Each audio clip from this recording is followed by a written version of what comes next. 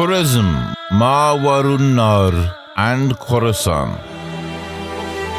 Places where the heart of Central Asia once beat and where the most fertile lands of the world are located. The geography where many events that shaped history were experienced. This region, which contains the heritage of ancient cultures and civilizations, would raise many scientists and thinkers who would leave their mark on the next periods and enlighten the horizons of all humanity and present them to the community.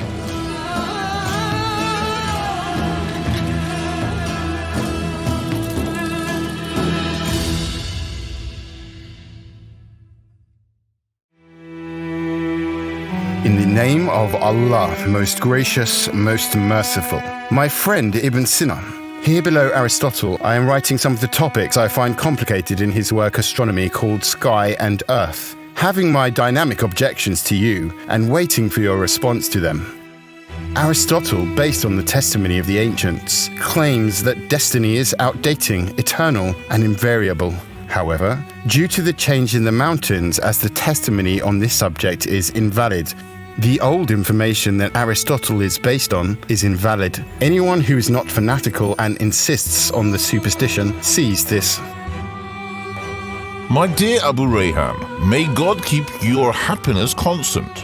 Because of my busy work intervening, I was a little late in responding to you upon your request. Now I am fulfilling your request immediately and answer your questions. It seems to me that you have this objection from Johannes, one of the clergymen, who lied to Christians from Philoponus before as if he was opposed to Aristotle, or from Abu Bakr ibn Zakaria al-Razi, who overstepped the limit of his specialization by expressing his opinion, from digging pus and examining urine as a scavenger. Your words, fanatical and insist on the superstition, are a fallacy and vulgar grudge because of this matter. You either know or you don't know. In case you don't know, it is not accurate to underestimate him who speaks on the subjects you do not know. If you know, your knowledge should have prevented you to speak like this. To deal with something that your mind has blocked you is an unbecoming condition. My friend Ibn Sina. These words do not give any results. In this objection, I am merely expressing about the movement and time that it has a beginning by necessity. I'm astonished by how the founder of logic put something like this forward. If I am called sophist because I said so, I am the one who cannot be overcome as a sophist.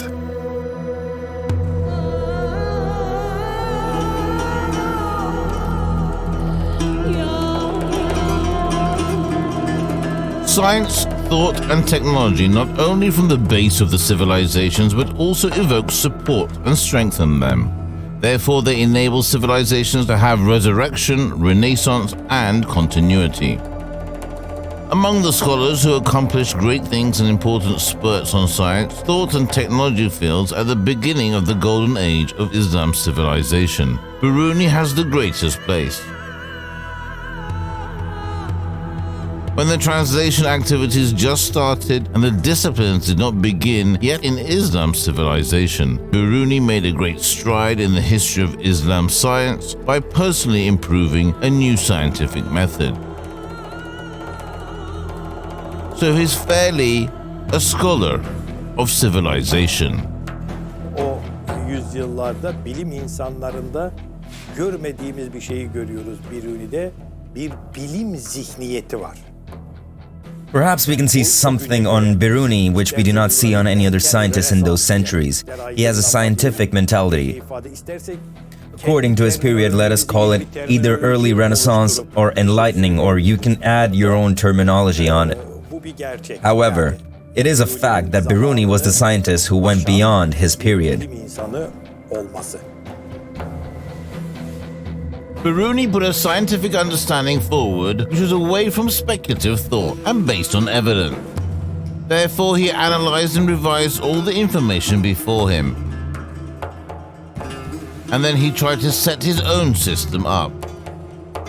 From this point of view, Biruni is a global scholar. So the famous science historian George Sarton presented in the 1st century as Biruni century in his magnificent work called Introduction to Science History, in which he examined science history.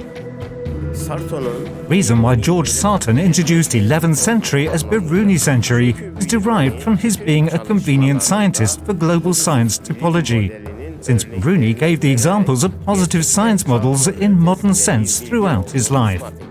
Biruni, whose name was given to the 11th century, is one of the 5 great brains, intellect and intelligence, and accepted as a global genius by world science historians.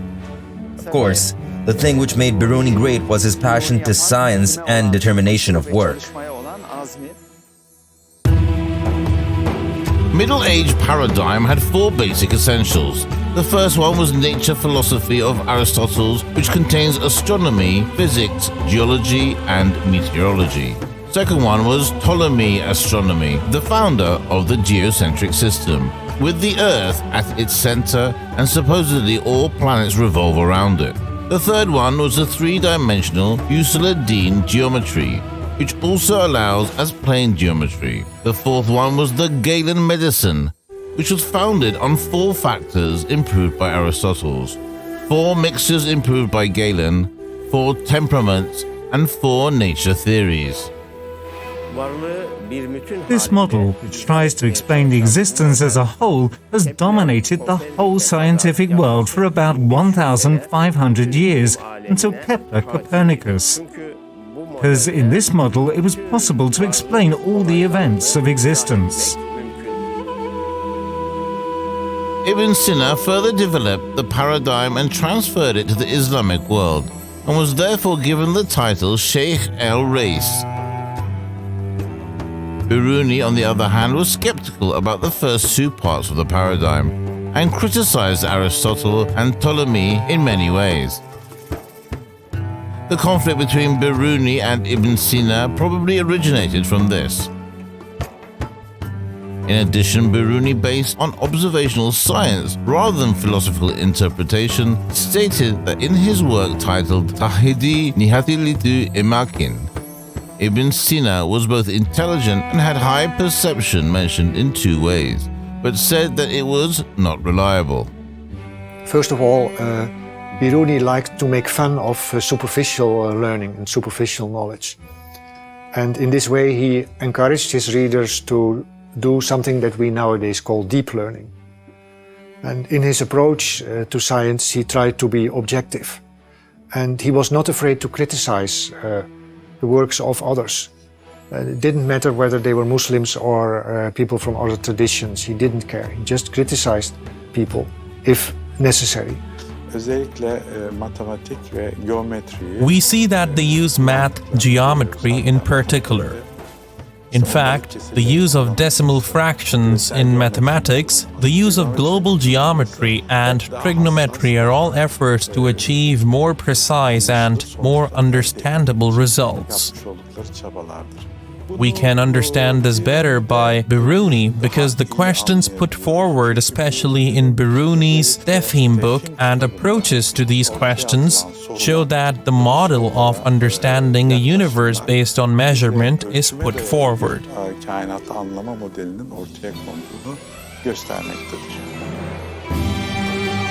Abu Rayhan al-Biruni is considered one of the greatest scientists ever. With his original works written in the fields of mathematics, astronomy, geology, mineralogy, botany, pharmacy, geography, anthropology, history, history of religion, and economic. When we look at 11th century, 10th century scientists, we see that they always work in more than one field. In fact, this is nothing more than a manifestation of the reflection of the tradition of science since ancient times in Biruni.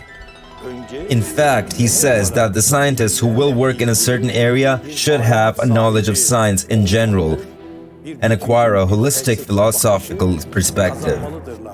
After that, their concentration in a certain area will make them more successful, and there are many thinkers in this understanding.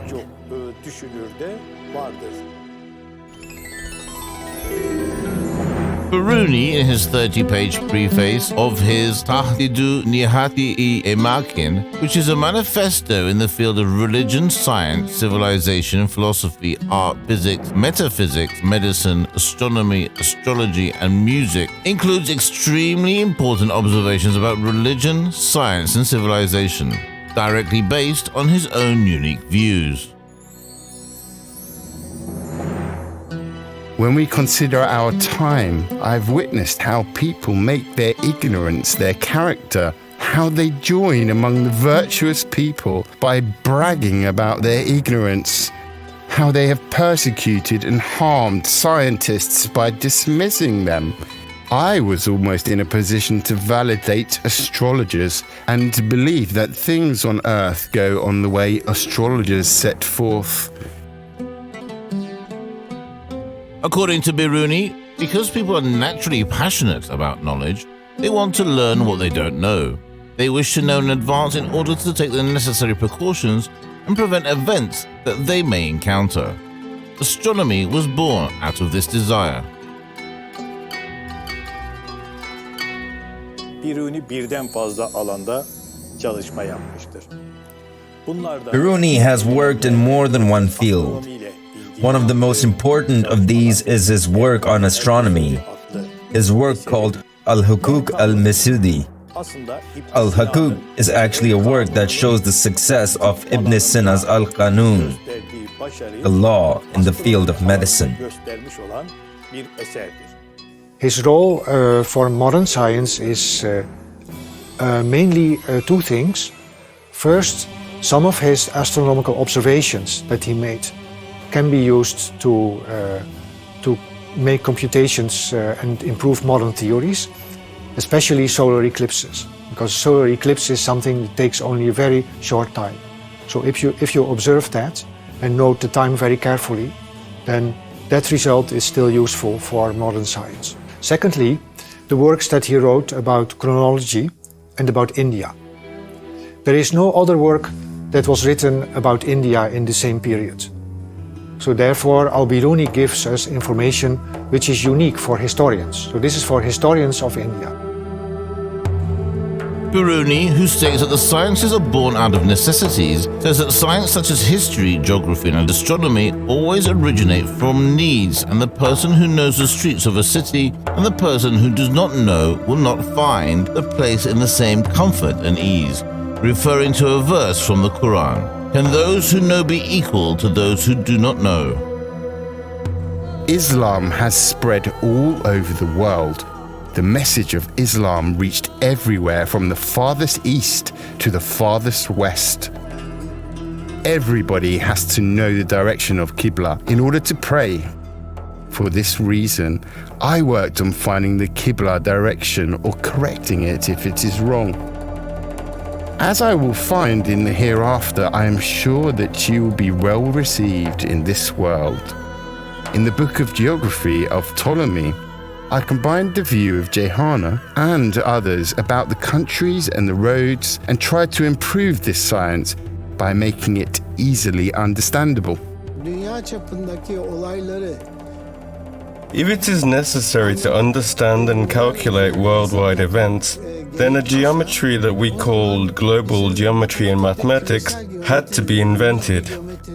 Here, Biruni and his contemporaries specialized in these issues and, for the first time, unlike the Greeks that is, different from the ancients and Hellenistic periods, they derived all of the theorems of this mathematics, almost all their theorems, and applied them correctly to our world, also applying them to the universe. Numerik matematik ve numerik geometri günümüzde teknolojik araştırmalarda Numerical mathematics and numerical geometry is a method used in many technological researches today. Biruni gave examples of numerical geometry in time, taking the segments of the Euclidean line connecting the ends of these spherical springs instead of the lengths of spherical springs. One of the new methods developed by Biruni was the map drawing. He had to determine the qibla direction of Ghazni, where he was living. For this, Ghazni had to find its position according to Mecca. He did this by creating a simple map, but the cities between Ghazni and Mecca are clearly placed according to their location. And this is a very complicated problem. And the way he solved it was by first computing the radius of the Earth, and after that, secondly, then listening to travelers, to their reports, asking them how long it takes to travel from one city to the other. Think a lot about the direction and then estimate the distances between these cities. And then estimate the distances on the sphere. And in this way find the geographical coordinates. It's a very complicated method, which was used later under the name of triangulation. I have determined the locations and distances of the countries by listening from the ones going or hearing. I was also cautious about this. I tried to obtain reliable information by comparing what eyewitnesses told. Biruni tries to determine the age of the world based on the geological materials he received from the Earth after describing the historical information about the creation of the world and theories about creation in his work titled Tahdidu Nihatilu Emakin. He states that the day and date reported in the Torah do not comply with the geological findings, and the Quran does not give any date in this regard. Therefore, it is necessary to make a judgment by looking at just the found ruins. He explains the method he developed by presenting examples from the Arabian deserts, Central Asian steppes, and the structures of mountains and seas. Biruni did not discover new scientific theories, so he was not a revolutionary in that sense. But he did develop some new methods, and he also has some new explanations for natural phenomena. For example, he realized that fossils in rocks are remains of animals that once lived in the sea. In time, seas transform into land. If this transformation happened before the existence of mankind, it won't be known how. But if it happens later, it might not be possible to take a record of this. For instance, a long time ago, the Arabian deserts used to be a sea. Then it dried up and became a desert. Biruni tries to present the examples seen and determined in order to prove the scientific method based on research and findings. Indeed, the examples he gave about the Khorasan region are typical of this. We find these types of stones which have fish ears in the middle of the sand deserts between Gorgan and Khwarezm, which used to be like a small lake. Because Amu Darya, the bed of the river Bel, was passing from here to the city known as Belhan in the Caspian Sea, Ptolemy states that the place where Amu Darya pours into the geography book is Arkhania, namely the Gorgan Sea.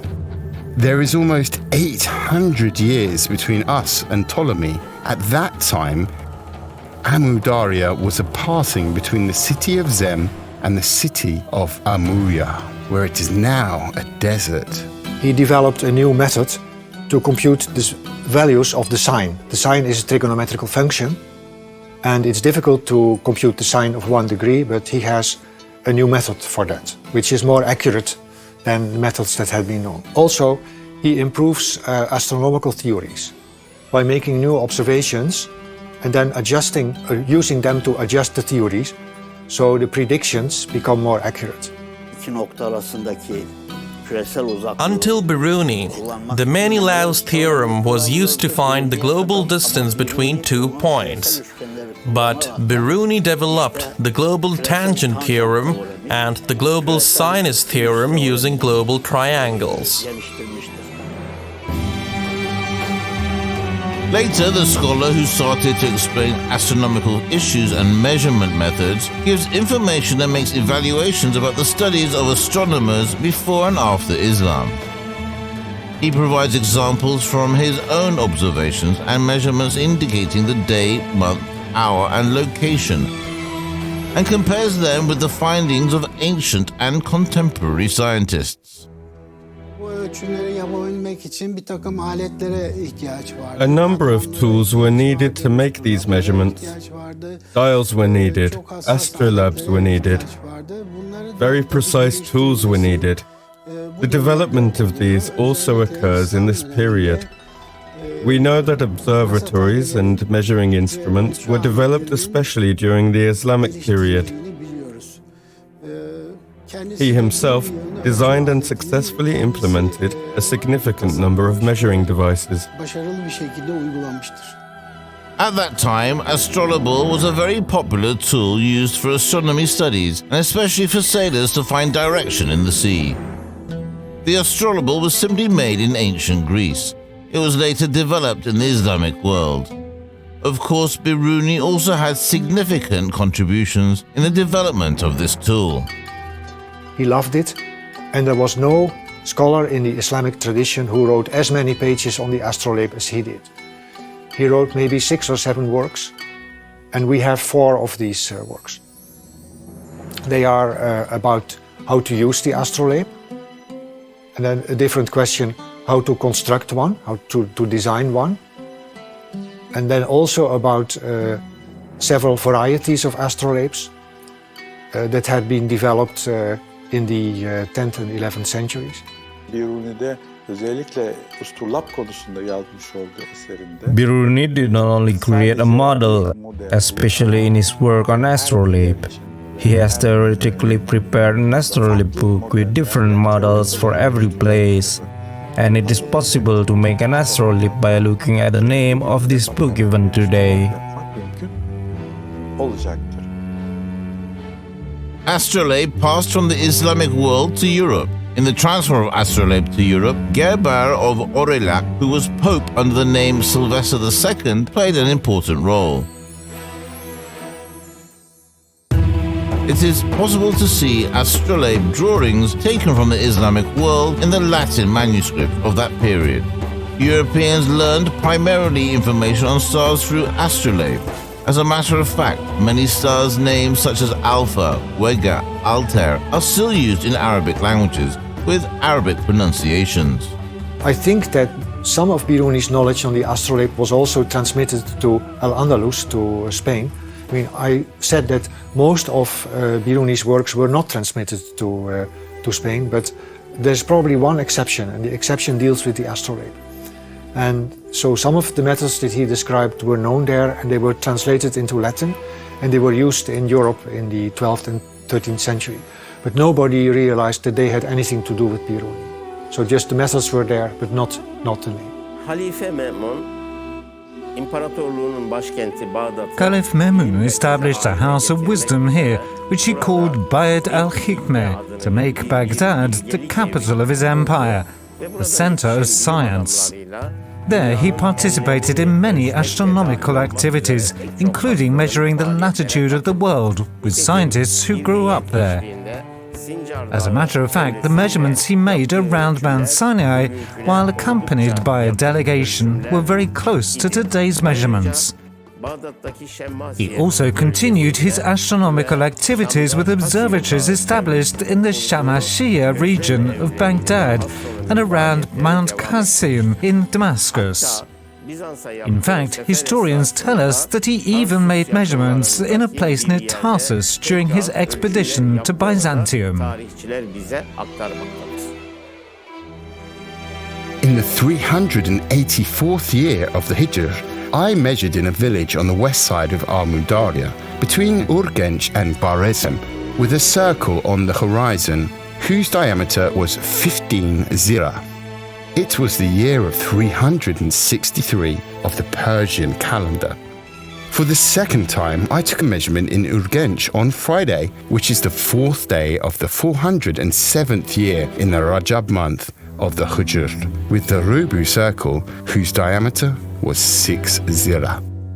One day they asked, how high is the mountain? Until then, the sinus, cosine, was definite and binomial formula was evident.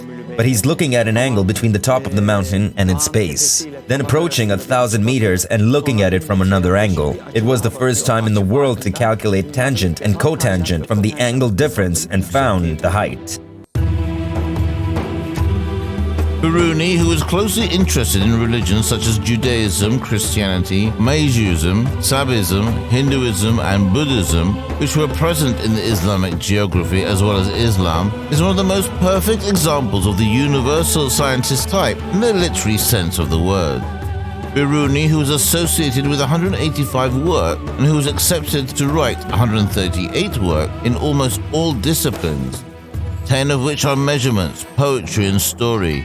10 about geology, metallurgy, and botanic. About 40 are about astronomy and astrology. 15 of them are mathematics, geometry, Indian mathematics, and geometry. 15 of them are time measurement, clock astrolabe, and calendar of different nations. 10 of them are latitude and longitude measurement. 10 of them are the determination and height of qibla direction. Is one of the leading scholars of all time.